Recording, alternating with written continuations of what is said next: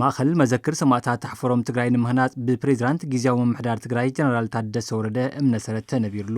ፕሬዝዳንት ጊዜያዊ ምምሕዳር ትግራይ ታደሰ ወረደ ማእኸል መዘክር ሰማዕታት ተሕፈሮም ትግራይ ታሪኽ ጅግንነትን ዓወትን ህዝቢ ትግራይ ኣብ ምዕቃብን ናብ ትውልዲ ኣብ ምስጋርን ዝለዓለ ግደ ከም ዝህልዎ ገሊጾም። እቶም ፕሬዝዳንት ኣብቲ ስነ ስርዓት ምንባር እምነሰረት ኣብ ዘሕለፍዎ መልእኽቲ ኣብዚ ሕዚ እዋን ግድን ክነተግብሮ ዝግባእ ተመዛበልቲ ምምላስ ምዃኑ ብምግላጽ ነዚ ንምትግባር ድማ መላእ ህዝቢ ትግራይ ኣብ ጎኒ ጊዜያዊ ምምሕዳር ትግራይ ክኸውን ጸዊዖም። ኣካቢ ቦርድ ማእኸል መዘክር ሰማዕታት ተሕፈሮም ትግራይ መምህር ሙሉወርቅ ኪዳነ ማርያም ኣብ ትግራይ ኣብ ኩሉ ከባቢ ካብ ጫፍ ናብ ጫፍ ታሪኽ ዘይተሰርሐሉ ከባቢ የለን ይኹን ዳ እምበር እዞም ታሪካት ንምዝንታውን ንምምሃርን ዝሕግዙ ማእኸላት ቤተ መዘክር ክህልው ይግባእ ኢሎም።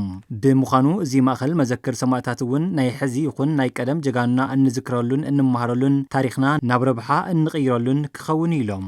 ማእኸል መዘክር ሰማዕታት ተሕፈሮም ትግራይ ምእንተ ትግራይን ህዝባን ኢሎም በቢ ምዕራፉ መስዋዕቲ ናይ ዝኸፈሉ ጀጋኑ መዕረፍን መዘከርን ከም ዝኾነ ዝገለጹ ኣመሓዳሪ ዞባ ማእኸል ትግራይ ኣይተሽሻይ ግርማይ እዚ ማእኸል ኣብ ውሽጢ 5 ዓመታት ተሃኒጹ ንመናእሰይ ስራሕ ክፈጥርን ማእኸል ቁጠባ ክኸውንን ከም ዝስራሕ ሓቢሮም። ከንቲባ ከተማ እንትጮ ኣይተ ሃይለ ኣስፋሃም ህዝቢ ትግራይ አንጻር ጭቆናን ምዝመዛን ዝተቃለሰሉ ታሪኽ ኣያታትና ንዕቅበሉን ምእንተ ክብርን ሃለዋትን ትግራይን ህዝባን ዝተኸፈለ መስዋዕቲ ብምዕቃብ ናብ ወለዶ ንክመሓላለፍ ዓብይ ግደ ክህልዎ ኢሎም። እዚ ዓብይን ዘበናውን ማእኸል መዘክር ሰማዕታት ኣብ ቁጠባዊ ምንቅስቓስን መስሕብ ቱሪዝምን ልዑል ግደ ከም ዝህልዎ እውን ኣረዲኦም። ከም ምምሕዳር ከተማ እንትጮም ኣብዚ ዓመት 25 ሚልዮን ብር ከተኣኻኽብ ትልሚ ከም ዝሓዘን ክሳብ ሕዚ ድማ 11 ሚልዮን ከም ዝኣከበ ከንቲባ ከተማ እንትጮ ኣይተ ሃይለ ኣስፋሃ ገሊጾም።